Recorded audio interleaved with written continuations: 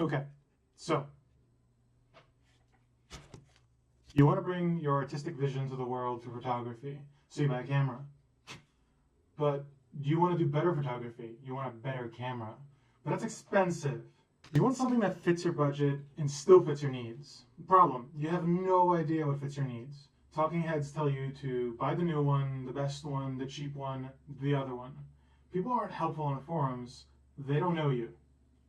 All right, let's walk through how to find a solution. You buy a camera and lens for some money. It enables photography of some quality. The cost is some amount of dollars, and that gets you some amount of quality. We may assume that if you spend more, you're going to get more quality. But the fundamental question here is where the best bang for your buck is and what the value proposition is going to be. If you spend more money and you get an equitable amount of quality increase, then the value proposition doesn't change. However, if you spend more money and you don't get a better quality camera corresponding to how much you spend, maybe that's not the best deal ever. Okay. This is way too abstract. We're doing photography. We need to talk about stops, right? You take your logarithmic increase in your cost and your logarithmic increase in quality. Maybe there's some sort of Fourier approach where you take your kind of cost axis or cost basis and you can define a characteristic sort of curve of performance to cost. Look, okay, never mind. You can't just lump sum quality. No thing is just better than anything else. Context really matters. Some people might say the gear doesn't matter. People have made millions on bootleg film taped inside shoeboxes through monocles and shuttered with whatever crap they had lying around. But better equipment lets you do better work. If you're amazing, then you can draw more out of a good camera.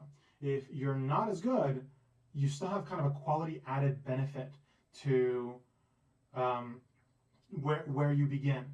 If you have a really good camera, you can take really good pictures fairly easily because photography is not really technically that hard. So again, that fundamental question, you want to find where your happy spot is. You spend more money, you get more quality. Okay, at some point there's a break-even point. And at some point you get your optimal bang for your buck. It's universal. Everybody wants that. So I was looking through it and I was looking up the information and I asked for the internet on an open-ended basis. How do I get a functional, enjoyable, natural to handle system that enables photography I want to take while not burning money in the process? Investment into photography systems is no joke. No matter your budget, you'll find some dissonance between what you think you need and what you actually need. It's sometimes an ongoing process while you oscillate around a budget to happiness curve. The human brain is an amazing tool for pattern detection and understanding exactly what you want, but mostly post facto. So this right here is my Sony A7RII outfitted with a Metabones Mark V adapter and the Canon 40mm Pancake. If you know anything about this setup, about this camera, this lens, etc., you know this is kind of a bizarre and unlikely combo, but it is my favorite lens and camera combination. I went through vast swaths of inaccurate, confused, non-discerning information across the internet to figure out how to fulfill my functionality criteria as I just laid out. So these criteria, I'll return to them later. Every fulfilled criterion has a value-added proposition, as I mentioned. Everything I need or want can be fulfilled and valued, and the fulfillment of that can be valued based on what's attainable on the market for some cost.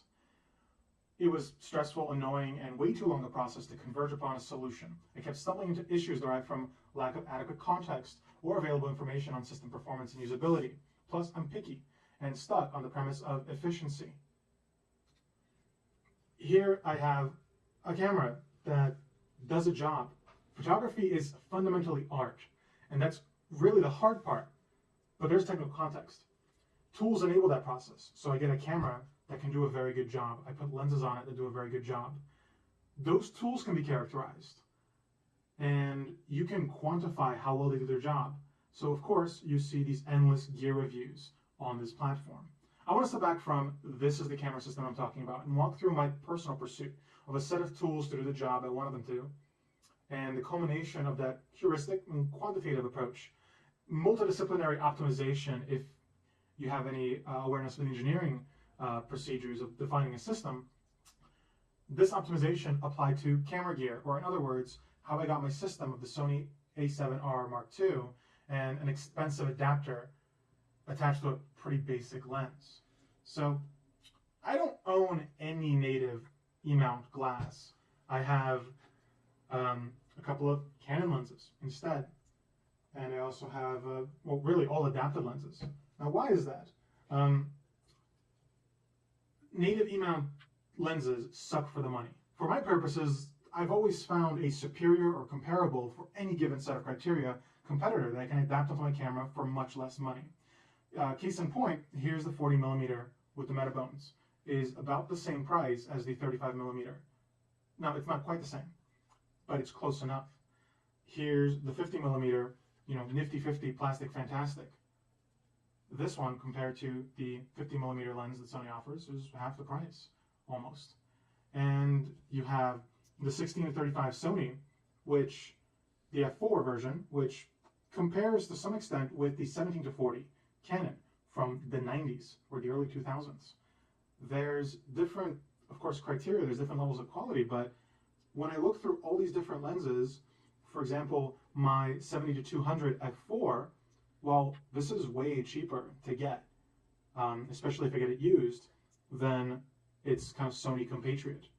And it's just as good, if not better, in some respects, in most respects even. The 70-200 in particular is the same size. So guess what? Nobody ever talks about this. Given all these open platforms on the internet that talk about all these different lenses, all these different systems that people do have, very few people actually break down performance for system combinations that are not built in. I kind of came up with a concept called the Sony curve, where I can't actually trust at face value anything anybody says about Sony lenses because, well, I keep finding, and I kept finding, that every single time I tried a Sony lens or I used a Sony lens, it was not anywhere near as good as it was purported to be. I've tried a lot of them. I've tried them in the APS-C as well as full frame format, but anything that kind of a layman would try to use, anything that is affordable to a person either getting started in photography or pursuing some sort of price parity comparison, Sony's always been disappointing to me. Information on adapting has been obfuscated by an almost Luddite belief that lenses and cameras are filled with magic smoke, and putting the wrong species of lens on the wrong species of camera will cause both to explode. But I'm not here to talk about Sony lenses. I'm here to talk about decision making and how you can work to minimize confusion in what you want. Why is this eBay used lens, 40mm, that came with this formerly Tiffin filter that ended up having to tear off a lens in the past, attached to a system literally 20 times its price? It's easy. It's really good. It's really small. It's really sharp. It focuses and it works well, and it's got the perfect range for me. Previously, there was a Petapixel article, I believe, that talked about what is the actual normal human range. And that's predicated on the angle of human attention, essentially a cone as we look out. At arm's length, it's about equivalent to, or between arm's length and about 5 to 10 feet, it's about equivalent to exactly what a 40mm lens sees. So it's really nice for that. I look at something, I see it at 40mm, and I can use my lens to capture it, as long as it's not too far away or too close to me. So I picked it out, and somehow it became my optimal system. I want to walk through the heuristics of component selection that brought me here, but I primarily want to focus on the camera. My lens decision-making criteria are more complex because there's a lot more valid options, but camera features are a lot more easily broken down at a glance. So features of any camera. You've got the sensor, and you can kind of figure out its signal-to-noise ratio, or dynamic range performance, different variables that are understood about the sensors. There's usability for a camera, how big it is, how it feels, and different usability criteria. The lens selection is a big component there. And then, of course, there's its metering capabilities and what enables photography most easily and at the highest levels. So a lot of that is, how well does it perform on the field? What is its ISO performance? How does it focus? Does it have something like stabilization that's integrated into it somehow through lenses or in its own body? And then what's in the guts of it, really? How well does it focus, again, but what type of focusing system does it have? What does its buffer look like? How well configured are the menus? How does it manage data, etc.? And of course, there is price.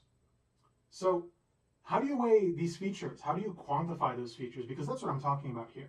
Defining these things not based on what you see at a glance and what your bias might be, but the sensor, it takes the picture. It's important. You have to use it, right? So there's some parts of it that are really important about that. You have to use it. How does it feel? How do you use it? A standout feature is just how it works. And for me personally, a standout feature is noise, physical noise, shutter sound. Silent shooting is nice. I like that. The photography enabling features and capabilities are based on your technical use cases. You want something that takes good photos. And nowadays, we now have the option of an in-body stabilized system. Stability is important. Low light performance is important. And that is somewhat fed into what the guts say, what the guts show. A lot of it's minutiae in the guts part, but when you have price as a variable, every single little bit adds up. And all the different, summed up arbitrary weights are not adding up to 1 or 10 or whatever. It's an arbitrary sum because it's all subjective. I can just average it out based on what I feel the sum should be. So I'm just showing that I think that the sensor and what takes the picture is very important. I think that what enables me to take that picture is almost as important. And then how much I use it and what's in the guts, they're about comparable, to be honest. But they are dominated by how well it takes pictures and how much does it cost. So how do I know what I care about? Well, what's photography to you? What are photography tools like cameras or lenses to you, and how do you want to perceive them? Are they investments, assets, tools of the trade? Are they toys? Are they jewelry? Are they decoration? So what do you strive to produce? What are your corresponding needs that define your use cases? And how much money do you have? How much money do you want to spend on the gear? This is both the cameras and the lenses. So let's say, for example, that you have a notional A7RII. Okay, let's say this is an A7RII with an f4 lens on it. And let's say you have a D7200, which this is not, with a f2 lens on it, which this actually is. Now, the A7RII is going to produce the same amount of noise as the D7200 when you have about equal exposure given those lenses, assuming that they have equal transmittivity. Where's your full frame advantage now? A holistic approach postulates, consequently, that there's a performance for the value that you're paying for in this system. And nobody can really answer this question of what do you care about other than you. Reviewers are always only going to provide perspectives and the raw variables, and it's up to you to weigh them. Your full frame decision-making matrix, let's say, where you're going to get a camera and it has some sort of criteria that it has to fulfill. You define system requirements. I can walk through the systems engineering criteria and definition that leads to this, but this is the beginning of the heuristic process. You say it has to be a certain amount of size. This is what I decided. This is what I wanted. I wanted to be kind of a shorter body. I could work with some sort of width or thickness. I wanted something small for my camera, for my full frame camera that I got, which is the A7R Mark II. I wanted it to be discreet. Small, yes, but I really wanted silent shooting. That's an important variable for me. I wanted to be able to focus well. Now, it doesn't need to be crazy. I don't do sports. I don't shoot wildlife. But I would like functional autofocus that I can rely on. I can generally rely on my A7R Mark II. I want it to be the cheapest possible because I'm cheap, because I've got to save my shekels. I've got to buy a new car. I've got rent to pay. I got to eat. And I wanted something that had high image quality potential, dynamic range, noise performance. Those are really key components. Resolution is important as well. And, well, what I found looking at a full-frame camera to buy was that the A7R Mark III has a 42 megapixel sensor, and I could get it for nearly the same price as the A6500 that I had. Excuse me? Exactly. As of recently, the A7R Mark II has gone down in price to way under its original price. And that's partially because the A7 III's release and a multitude of other features just aged, the fact that it's been superseded now by the A7R III. But regardless, we get to the A7R Mark II. And it's amazing the value proposition that it makes. So let's talk about it. It's a $1,600 to $1,700 camera in a lot of respects that you can get. And it takes a 42 megapixel photo. What does that mean? Well, if you downsample a picture with noise to a comparative size of a 24 megapixel APS-C sensor, for example, what I was moving up from, the effective noise is 4 to 5 dB lower, or the signal to noise ratio is 4 to 5 dB higher, which means that you have much less noise, almost 4 times less noise than the original system. Then the thing is, the sensor itself is also fundamentally better than a lot of APS-C sensors. It's 1.5 dB better, looking at it 1-to-1 compared to the D7200. And it's pretty much on par with D7500's 20.9 megapixel sensor. That means that noise performance on this camera is insane. Sure, it's a different realm here. We're dealing with things that are slightly better, partially because they're bigger. There's just more signal over a larger frame, the full frame sensor. But there's the added value of the resolution, not just the fact that it's just a full frame camera. So no matter how many megapixels I have on my sensor, to some extent I'm limited by lenses. And no lens that I own right now can take a 42 megapixel image. My sensor certainly can, but according to DxOMark's readings of testing it against just bar charts and looking at frequency responses and the highest resolution that a lens could discern differences between lines, this guy, the Nifty 50, is actually the best lens that I own in that resolution respect. Now, I don't fully agree with that based on my use cases, how I've used it. I've tried testing it at every single range, and the 40mm actually beats it handily every time. However, I'll keep in mind that those readings were made with the 5DSR because the DxOMark doesn't test, unlike brands of lenses and cameras. So what I have is just my personal use of it, and I will keep in mind that 42 megapixels and 50 megapixels are different numbers. So anyway, regardless of how good any of the lenses that I have are, I can't bring out those 42 megapixels.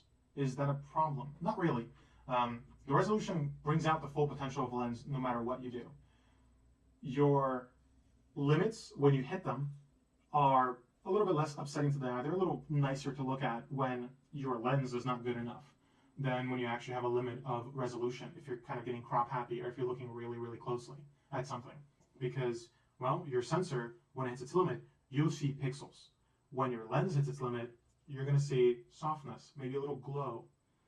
Now, when you bring up the A7R Mark II again, when you kind of discuss it as a system, as a camera, the features just keep adding up. Yes, sure, there's that resolution aspect, but it has IBIS, and that's a really, really big component of its success.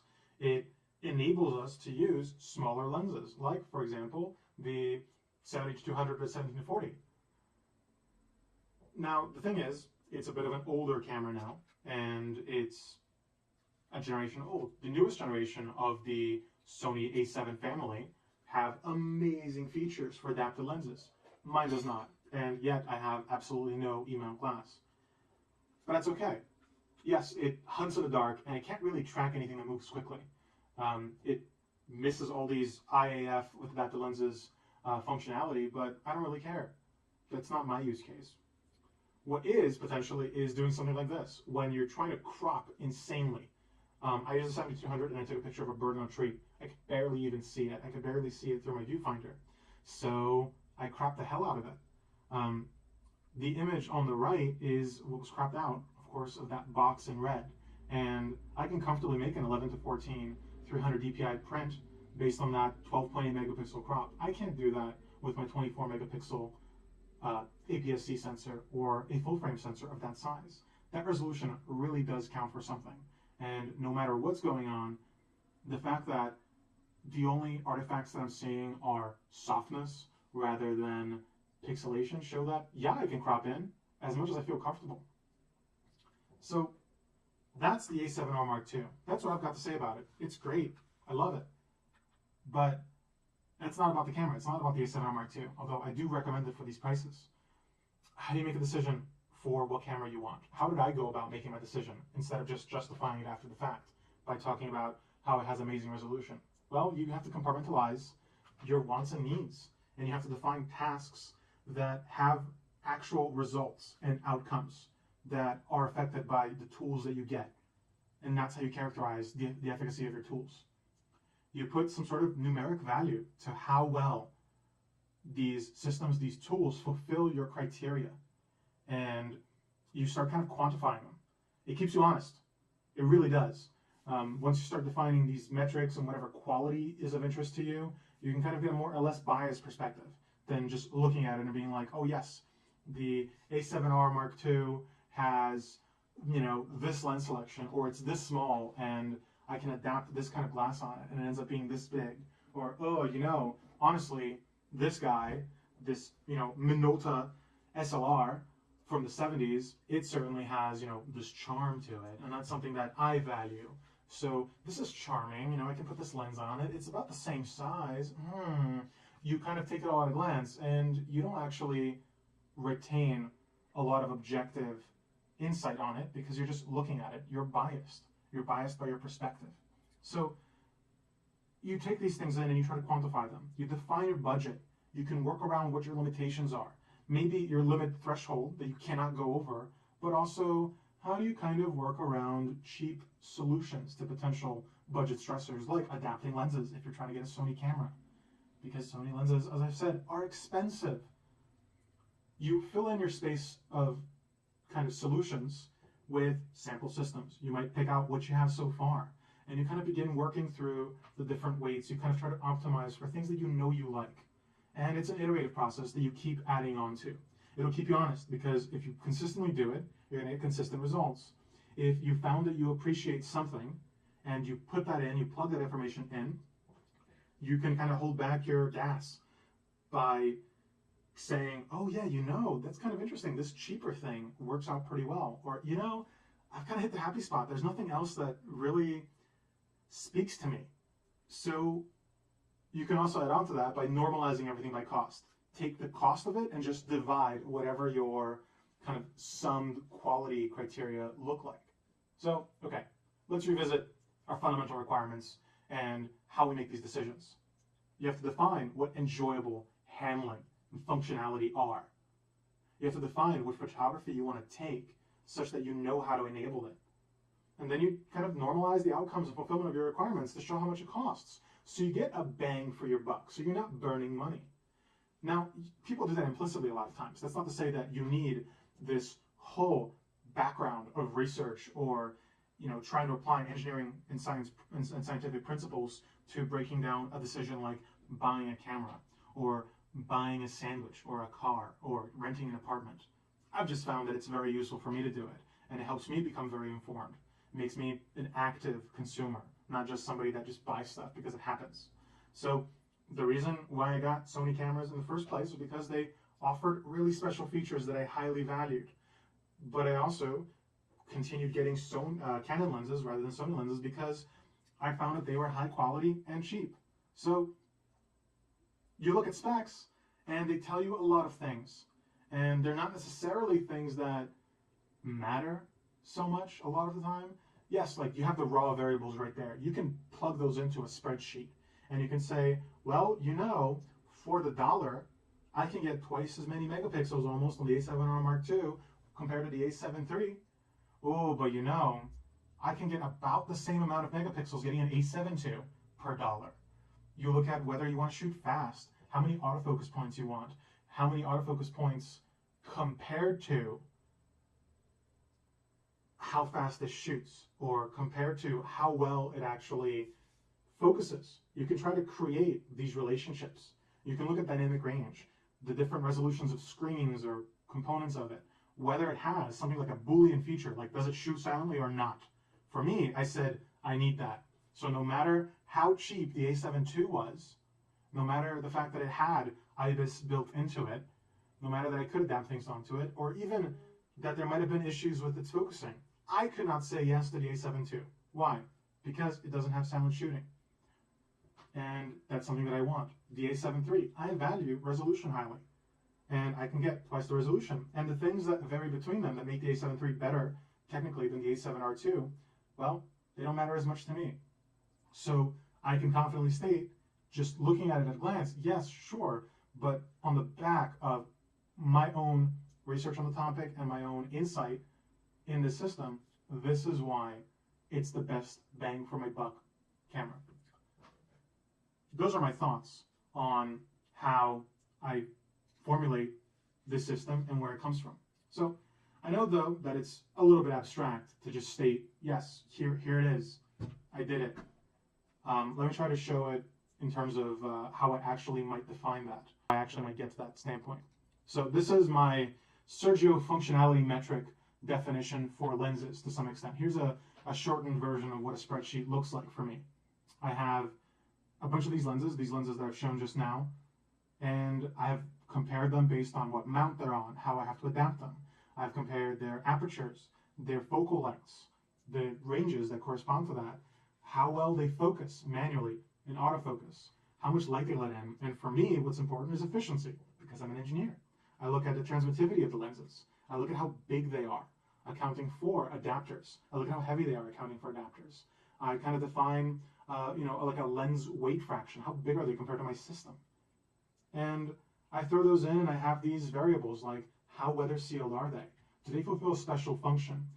Does this lens have some sort of divergence from a normal range?